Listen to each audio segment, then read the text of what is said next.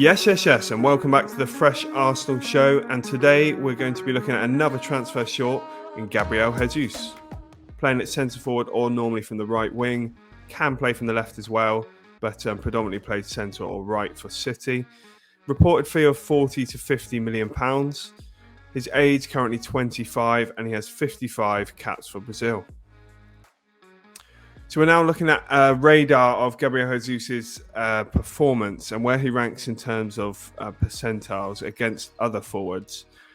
And if you've not seen radars like this before, the idea is the bigger span you have, the closer to the edge you are in every area, the better. So immediately what catches the eye is that Jesus is strong in a number of areas.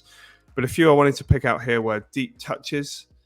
So we saw, especially when Lacazette was in the side, Arteta liking a striker that can drop deep and get involved in the play and the build-up as well. And Jesus is certainly someone who can do that. We've also seen a pattern in recent windows of Arsenal as they're trying to sign players who can dribble and carry the ball a lot better. And Jesus is definitely a player who's strong in this. And as you can see, we're circled again is dribbles completed. And defensive actions also towards the top in terms of forward. So this is a player who's going to work hard. I believe Pep and the Brazil manager have both said he's one of the best pressing forwards in the world. So definitely a player that would help Arsenal put the pressure on from the front.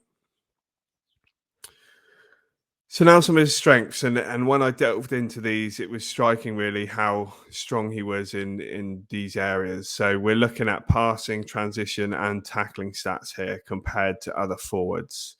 So people are quick to point to his lack of goals, but I'd say point out per 90 minutes, he averages 0.48 goals, which is actually 69th percentile, which is still well above average. In terms of assists, then, he's in the 97th percentile. So this is a player who can bring others into the game and help others score. Obviously, some caveat to this is he plays for Manchester City. He's surrounded by players who are at the top of their game and a team that are dominating and creating lots of chances. So you do have to factor that in a bit. But nonetheless, this is a player who is clearly very strong in a number of areas, passing particularly.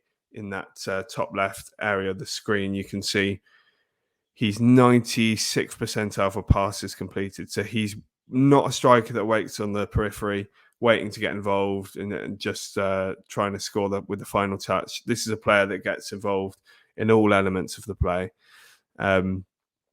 His completion pass percentage for a forward is 99th percentile. So this is a player who's very safe and secure with the ball.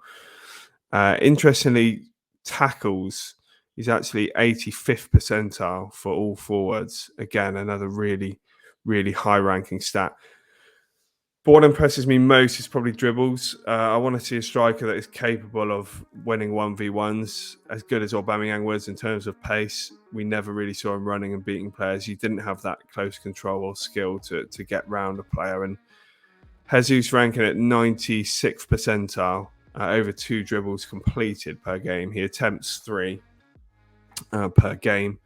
And he's successful with 67%, which is 99th percentile again. So really high stats here. Carries, carrying the ball forward in possession, 96th percentile. Really, really strong, energetic forward. So I tried to look for his weaknesses. And I must say on the statistical front, there isn't really a lot to look at. But what I've done here is compare him to forwards on the left set of bars and then versus attacking midfield and wingers on the right. And it's tricky to completely analyse Jesus because he varies position. So I just wanted to bring these up to show that context of the 2 different positions. So in terms of goals, he's 69th percentile, which I guess you could say for a 50 million striker, is that quite high enough? I still think it's pretty good. When you look at the fact he's played on the wing a lot, it's actually 90th percentile for wingers or attacking midfielders. Shot on target then percentage is the lowest stat you can see there. Only 38.9% of his shots go on target, which is very middle of the road, 57th percentile. And even in attacking midfield and wingers, it's not brilliant. So There's definitely a bit of a question mark on Jesus' shooting. His XG does track above his actual goals. So he is scoring less goals than the expected amount of goals he should score from the chances. So his actual shooting quality is perhaps a weakness. So there isn't really a striker left at the club currently for us to compare against and to argue whether he'd improve Arsenal. So I wanted to look at Aubameyang and Lacazette and their whole time in the Premier League. So I didn't want this to be versus Aubameyang and Lacazette last year, because I think both of them were pretty poor and comparatively to the rest of their Arsenal career. So what you're looking at here is their all-time Premier League stats for Jesus, Aubameyang and Lacazette. So cast your mind back to Aubameyang winning the Golden Boot, Lacazette being, I think, player of the season one season he was with us. Both these players have been pretty good for us for a number of seasons, just not so much this season. So I've brought in all the Premier League stats, and interestingly, when you look at goals just for Premier League, Aubameyang is the best, but only just from Jesus there, at 0.59 versus 0.56. In terms of assists, Jesus is on top at 0.28. Lacazette second place, 0.22. XG, so the XG generated by Jesus is 0.64, so he's getting into these positions.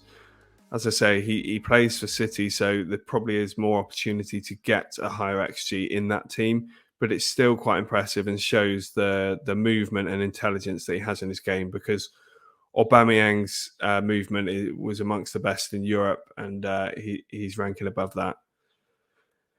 Pass percentage then, 84.2, well ahead of the other two. I think everyone recognises that Lacazette was a bit stronger in possession, but he's still not ranking as highly as Jesus.